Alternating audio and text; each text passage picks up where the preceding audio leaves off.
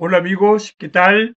Bienvenidos a nuestro programa de hoy sábado 16 de mayo, aquí en De Carreño a los libros. Hoy con un autor, eh, premio Nobel, ¿no? Del año 1934, un autor italiano, un autor que transformó el teatro, la escena dramática. Un autor que de verdad resulta para la época, incluso hoy, eh, bastante adelantado, ¿no? En su forma de entender la literatura, de escribir, de hacer teatro. Este autor es Luigi Pirandello. Luigi Pirandello, ¿no? Pirandello. Y es un autor muy interesante. Muy interesante. Yo creo que la obra más conocida de él es Seis personajes en busca de autor, que yo recuerdo haberla leído en el colegio, en el liceo, ¿no? Y luego, claro, en la universidad. Y trabajado con ella más de alguna vez y con este autor también. De hecho, en estos días debe aparecer mi ensayo sobre Luigi Pirandello allá en la revista Contratapa, en Uruguay, ¿no? Montevideo, en Contratapa, un ensayo que se llama El otro, el mismo. Y yo he querido aprovechar el título del ensayo para conversar de Luigi Pirandello. Entre paréntesis, las obras que yo mencione se encuentran todas en un sitio que se llama Pirandello Web. Pirandello Web. Ustedes encuentran, entran al Google, ¿no? Al sitio Pirandello Web y ahí innumerable, cualquier cantidad de obras. Ahí está el difunto Matías Pascal. Voy a conversar un poquito de esa novela hoy. Enrique Cuarto, Enrique Cuarto, ¿no?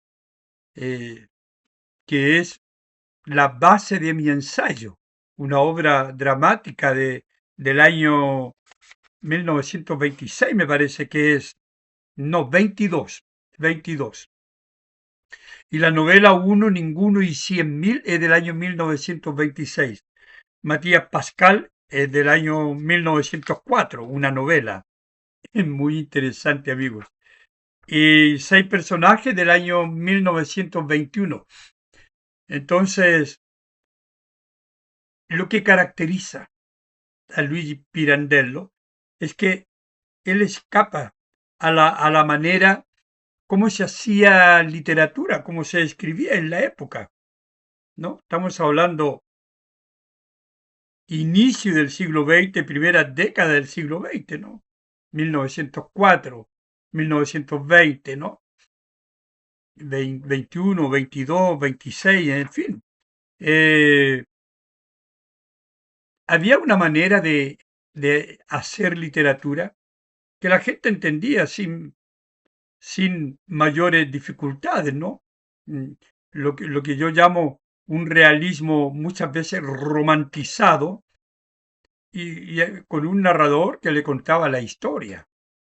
Y usted, bueno, usted atento, ¿no? A lo que el narrador le dijese. Una, una posición muy cómoda para el lector. No tenía que hacer ningún esfuerzo extra, nada más que leer. Pero con Luigi Pirandello la cosa cambia, porque la anormalidad que se transforma, se convierte en el absurdo, ¿no? No es apenas un gustito personal de Luigi Pirandello. No, es una manera de interpretar la realidad, ¿no? Luigi Pirandello vive una época de crisis. Europa está en crisis, ¿no? Piensen ustedes la Primera Guerra Mundial.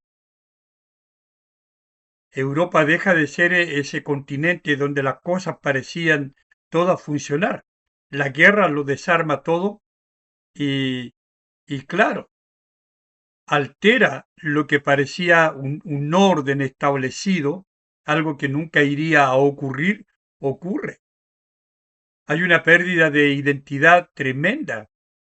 El hombre comienza a deambular, ¿no? Bueno, esto está en los personajes de Pirandello, ¿no? Hay una crisis de identidad y lo que es verdadero se cuestiona. ¿Qué es lo verdadero al final? Y Pirandello dice que es un error de la gente pensar que lo único valedero es lo que funciona como lo que entendemos como normal. Creer que eso es la literatura, como que la fantasía no tiene cabida, no hay lugar como para la fantasía, para el absurdo. Pero resulta que Pirandello es un autor que trabaja con contradicciones, porque son las contradicciones que el propio hombre está encontrando en esa realidad de guerra y posguerra, ¿no? No es una literatura, un personaje que, que se encuentre a gusto o tranquilo con su vida. Es un personaje al que le ocurren cosas absurdas o insólitas. Por eso es que en la literatura de Luigi Pirandello también está presente el humor. Y esta crisis de identidad se ve reflejada en que los personajes nunca son lo que parecen ser, son como otros. Por eso el título de mi ensayo se llama El otro, el mismo, que es además, ojo, es además el título de un poemario de Jorge Luis Borges, El otro, el mismo, ¿no? Ser uno y ser otro, precisamente porque por esta crisis. En una novela en, llamada Uno, Ninguno y 100.000, ya el título es algo cómico, ¿no? Uno, Ninguno y 100.000. Hay un personaje, la novela comienza, ¿no? Con un personaje que está frente al espejo y se mira la nariz porque siente un pequeño dolorcillo, ¿no? En la nariz. Y su mujer lo observa, ¿no? Lo mira y le dice, ¿qué haces? Bueno, dice, tengo como un dolorcillo en la nariz, ¿no? Ah, le dice la mujer, yo pensé que estaban mirando que tienes la nariz torcida. Sí, pero ¿cómo? Dice, tengo la nariz torcida. Sí, le dice, la tienes torcida para el lado derecho.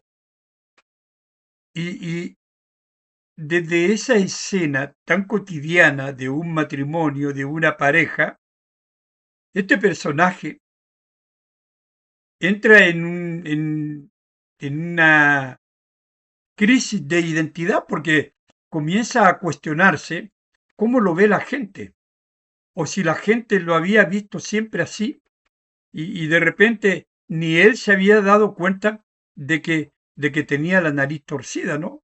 Entonces él filosofa. Fíjense que es una novela que de repente entra en este mundo metafísico, en este mundo filosófico, ¿no? Donde se cuestiona el ser, la ontología, ¿verdad? La naturaleza del ser.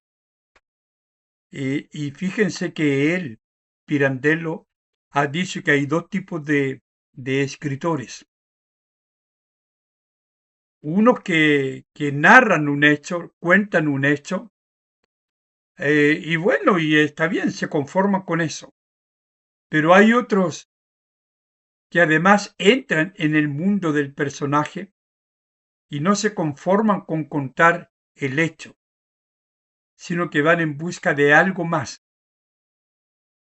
Ese es el escritor, dice él, metafísico, filosófico, y él se incluye en esta categoría de escritores.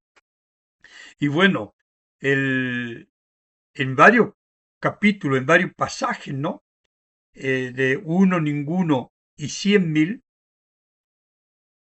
hay párrafos y relatos muy filosóficos donde se consulta a las personas. Si ustedes no tienen conciencia o ustedes piensan que ustedes son lo que son y a lo mejor son otro ser, son otra persona, pero no se han dado cuenta. O son esa persona para quien observa y bueno, y para ustedes son una persona distinta. Y él se cuestiona también, ¿quién soy yo? ¿No? A lo mejor soy ese, dice, o soy este otro. En fin, es muy interesante la novela que, como digo, está en este sitio, amigo, que se llama Pirandello Web, ¿no? El sitio página web, como decimos nosotros. Hay otra novela que es divertidísima, pero es muy seria, que es el difunto Matías Pascal. Este Matías Pascal eh, tiene una vida así bastante complicada con la suegra, con la mujer, con la gente, ¿no? Tenía buena situación, pero empobrece como un lazarillo de Tormes, pero al revés. El lazarillo parte de la pobreza y llega, según él, a un trabajo que es superior para él, ¿no? Acá es al revés. Entonces está como aburrido de esa vida. Y por ahí llega a trabajar a una biblioteca, ¿no? Y él dice, mm, guardián de libros y cazador de ratas, dice, ¿no? Metido en una biblioteca. Pero resulta que recibe un legado en la biblioteca, ¿no? Un donador de libros. Y él también quiere donar, ¿no? Un libro y dona una especie de su vida, ¿no? Pero dice que tiene que abrirse cuando después, después de su muerte final. Entonces, claro, es bastante cómico porque este personaje se va, se aburre y se va. Quiere irse a Estados Unidos a ver si la suerte lo acompaña. Pero llega a una ciudad de su pueblo, toma un tren, llega a una ciudad y, y bueno, juega a la ruleta, ¿no? Y gana 80.000 liras, un dineral, ¿no? Y como que se arrepiente de irse a Estados Unidos, entonces vuelve a su pueblo, quiere volver a su pueblo. Y en eso está, ¿no? Toma el tren y de repente toma el diario este Matías Pascal. Toma el diario y en el obituario lee que él está muerto, que él se ha suicidado. Y la persona que escribe el obituario escribe puras maravillas de él, ¿no? todo el mundo lo lloraba. Se había suicidado por razones económicas en un lago, ¿no? Cercano a su pueblo. Y él se siente extrañado, ¿no? Entonces pide que este libro que él dona se abra después, ¿verdad? De su muerte definitiva. Y uno va llegando avanzando en la lectura, los 4 primeros capítulos son como un adelanto, un contar la historia de Matías Pascal. Y en el quinto capítulo, si mal no recuerdo, dice, bueno, yo lo llamo a que escuchen lo que me pasó. Y claro, él se sorprende porque nadie lo quería mucho, ni la mujer, ni la suegra, ni nadie. Entonces ve como hay un obituario que no corresponde a él. Y además dice, está medio compungido, ¿no? Porque están llorando un muerto que no es él, ¿no? Un cadáver ahí. Él había desaparecido, claro, porque se había ido. Y él dice que, bueno, tal vez este sea el principio de mi cambio de vida. Dice, además no estoy timando a nadie. Al contrario, le estoy dando esperanza a la familia del muerto que tal vez lo vea aparecer ahí entrando por la puerta. Porque claro, lo andarán buscando al muerto ese. Y resulta que ese muerto no es el muerto. No es el muerto que la gente cree, es otro muerto, ya ven ustedes, ¿no? Y él, claro, él en el fondo es otro, es ese que está muerto también.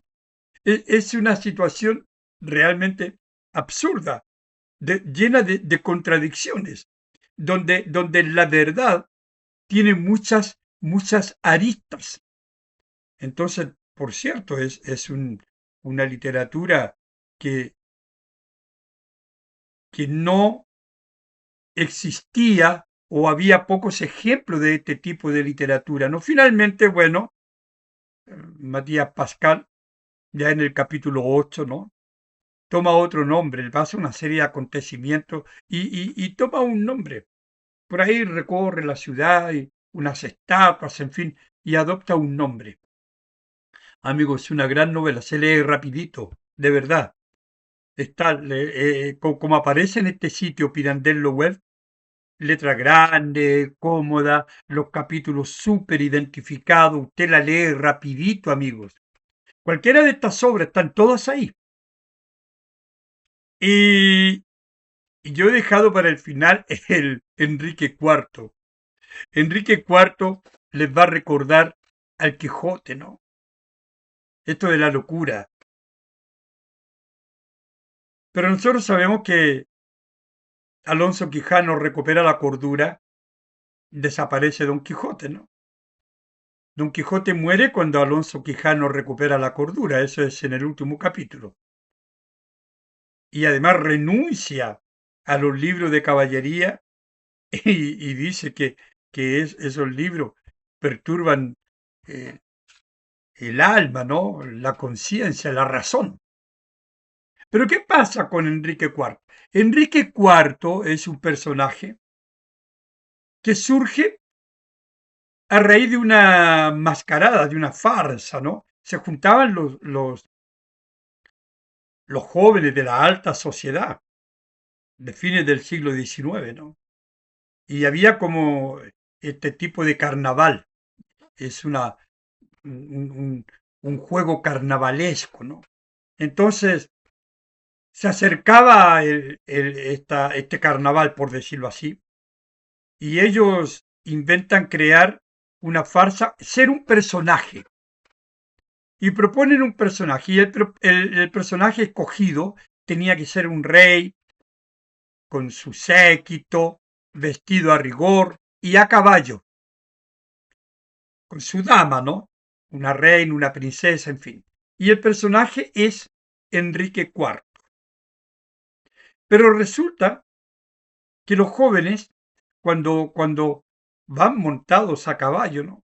El que hace de Enrique IV cae, ¿no?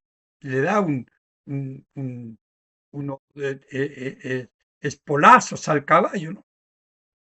Y bueno, el caballo se agita y él cae y azota la cabeza en una roca, ¿no? Y se recupera, pero cuando recupera, se cree efectivamente Enrique IV. Ellos habían preparado toda la escena, ¿no? Entonces ustedes se dan cuenta que, que nada es verídico, porque el espectador se abre el telón, ¿no? Y hay cuatro pajes, por decirlo así, que son los que acompañan ahí a Enrique IV y han sido pagados para que cumplan ese papel, todos vestidos a la usanza medieval, ¿no? Enrique IV es del año 1100, rey de Alemania, ¿no? Bueno, entonces sufre este golpe y la escena nos recuerda que ellos se han juntado 20 años después del accidente con un doctor para ver si pueden sanar al amigo, al camarada, ¿no? Al joven este. Y bueno, y todo el primer acto, prácticamente son estos cuatro actores y aparece después, más adelante, el doctor y otros personajes, y aparece Enrique IV, ¿no? Y ya da las primeras luces. Y vamos sabiendo, como lectores y como espectadores, que este Enrique IV ha recuperado la razón hacía 10 años. 10 años. Pero él siguió haciéndose el loco para reírse de los otros. Entonces, la obra se convierte en un juego en que la ficción y la realidad se confunden. Hay un juego osmótico. ¿Qué es la ficción? ¿Qué es la realidad? Lo que el espectador está viendo no es la verdad, es un engaño, es otra farsa. Y lo que nosotros leemos también. Entonces resulta que Enrique IV en determinado momento le dice eh, algo así como bobones, ¿no? Tontitos, bobos, bobos. Eh, Miren cómo fingen que me están atendiendo, que acatan todas mis órdenes, sin saber que yo ya sé que ellos están siendo más locos que yo, porque yo ya recuperé la razón. Y después, más adelante, ¿no? Eh, Efectivamente dice, ustedes son los locos. Y yo estoy consciente de mi locura, dice.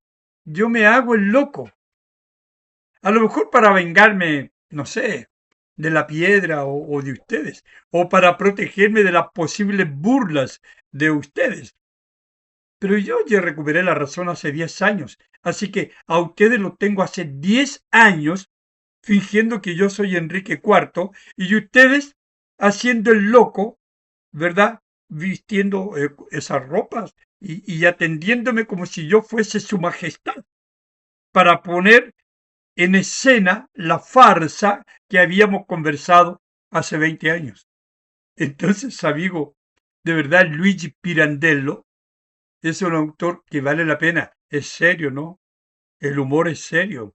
Trabaja muy bien el humor. Y hay crisis también. Hay como drama, esta búsqueda de la identidad. Este no saber al final quién soy. Soy este, pero soy otro. Imagínense ustedes esos personajes de Enrique IV, que saben que no son, pero quieren atender a su amigo y por eso contratan estos personajes. El doctor le pregunta, y mujeres sí, también a veces él solicita tal o cual personaje mujer y debemos buscar a alguien, contratar a alguien, ¿verdad? Para que cumpla ese rol. Es decir, Es toda una estrategia de montaje escenográfica que rompe con lo que el público de la época estaba acostumbrado. Por eso yo aconsejo a Luigi Pirandello, léanlo, amigo. Comiencen por una obra, puede ser una novela, eh, tienen ensayos ahí también en esa página, ¿no? Pirandello Web. Yo sé que les va a gustar. Por favor, comenten, no olviden compartir el programa, amigos, y el like. Así que vamos con esos comentarios y vamos ampliando nuestro público. Comenten. Ojalá comiencen a leer a Luigi Pirandello, Premio Nobel de Literatura 1934. Chao amigos, nos vemos el próximo sábado, si Dios quiere, aquí en De Carreño a los Libros.